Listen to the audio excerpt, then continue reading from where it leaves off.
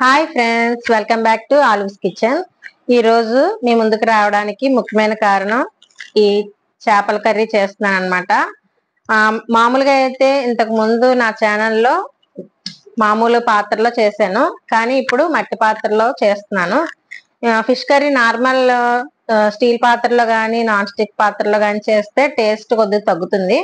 మన పూర్వీకులు చేసుకునే విధంగా, మన అమ్మమ్మలు నానమ్మలు చేసుకునే విధంగా మట్టి పాత్రలో చేసుకుంటే చేపల కర్రీ చాలా టేస్టీగా ఉంటుందని మీ అందరికీ కూడా తెలుసు. అందుకోసమే నేను ఈ మట్టి పాత్రను తెప్పించాను అనమాట. అయితే ఈ రోజు మనం చేపల కర్రీకి కావాల్సిన పదార్థాలు ఏంటో చూసేద్దాం. దగ్గరికి రమ్మా. ముందుగా మనకు కావాల్సిన పదార్థాలు, ఫిష్ అయితే నేను శుభ్రంగా వాష్ చేసుకుని పక్కన పెట్టేసుకున్నాను. ఇది 1 కేజీ ఫిష్ అన్నమాట. అలాగే ఆనియన్స్, ఒక చిన్న టమాటా వేసి పేస్ట్ చేసి పక్కన పెట్టుకున్నాను. అలాగే ముందుగా మనకి మెయిన్ ఇంగ్రీడియంట్ ఏంటంటే మసాలా అన్నమాట.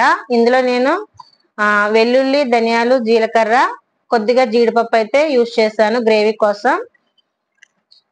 అలాగే చింతపండు, తగినంత చింతపండు కూడా ముందుగా నానబెట్టుకుని ఉంచుకున్నాను. అలాగే కర్రీకి సరిపడినంత పసుపు, ఉప్పు, కారం ఇవన్నీ కూడా తగినంత తీసుకున్నాను. ఇప్పటి వరకు ఏం కావాలో చేపల కర్రీ తయారు చేసుకోవడానికి ఆ ఇంగ్రీడియంట్స్ అన్ని చూసాం కదండి. ఇప్పుడు మనం ఎలా ప్రిపేర్ చేసుకోవాలో చూసేద్దాం. చూడండి ఫ్రెండ్స్, చాలా వేడిగా అయితే ఉంది. మనం ఇప్పుడు ఆయిల్ అయితే వేసుకుందాము. ఇది ఏ ఆయిల్ అంటే నువ్వుల ఆయిల్ అన్నమాట. ఇది ఒక 3 స్పూన్స్ అయితే వేసుకున్నాం, ఎందుకంటే నాన్ వెజ్ కర్రీస్ లోకి ఎక్కువ ఆయిల్ అయితే యూస్ చేయాలి కాబట్టి 3 స్పూన్స్ ఆయిల్ అయితే వేసేసుకున్నాను. ఇప్పుడు ముందుగా మనం పేస్ట్ చేసి పెట్టుకున్నాం కదా ఆనియన్స్, టమాటా, అదైతే వేసేసుకున్నాం.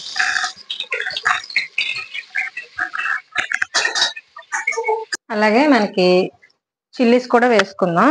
చేపల కర్రీలోకి ఏంటంటే పచ్చిమిర్చి వేసుకుంటే చాలా టేస్టీగా ఉంటుంది. మనకి పులుసు తిన్నప్పుడు ఈ పచ్చిమిర్చితో కనుక మిక్స్ చేసుకుని తింటే చాలా టేస్టీగా ఉంటుంది. మా అమ్మమ్మ గారు మా చిన్నతనంలో ఇలాగే చేసేవారు అనమాట. నాకు మా అమ్మమ్మ గారు చనిపోయినా కూడా ఆవిడ చేసిన వంటకాలు అంటే నాకు చాలా ఇష్టము. సేమ్ మెథడ్ మా మదర్ కూడా ఉపయోగిస్తూ ఉంటారు. అలాగే నేను కూడా చెయ్యాలని ఈ మట్టి పాత్రను అయితే తెప్పించుకున్నాను.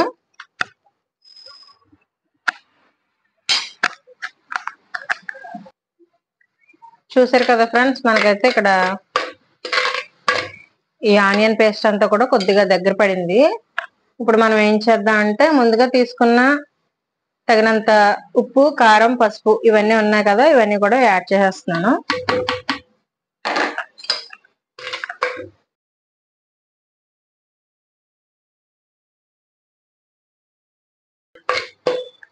ఇవన్నీ బాగా మిక్స్ చేసుకున్న తర్వాత మనం ముందుగా నానబెట్టుకున్న చింతపండు ఉంది కదా, దీన్ని అయితే మనం గుజ్జు తీసుకుని పెట్టుకున్నాం.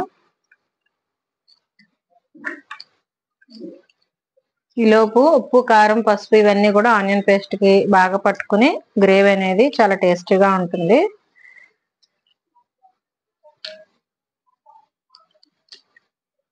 ఇప్పుడు నేను ఇందులో చింతపండు రసాన్ని అయితే వేస్తున్నాను.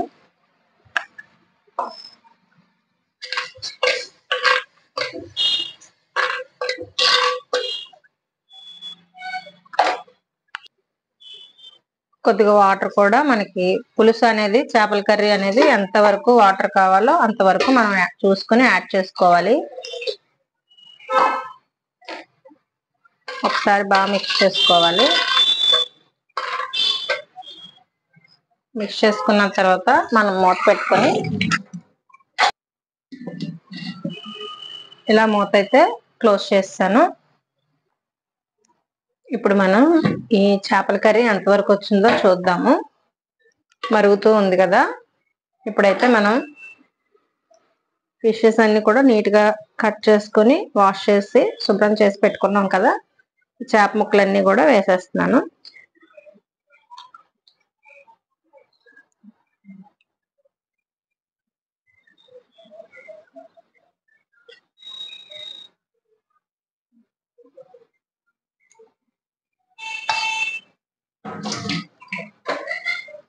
ఇక ఫిష్ అయితే వేసేసిన తర్వాత మనం పెద్దగా మిక్స్ చేయకూడదు.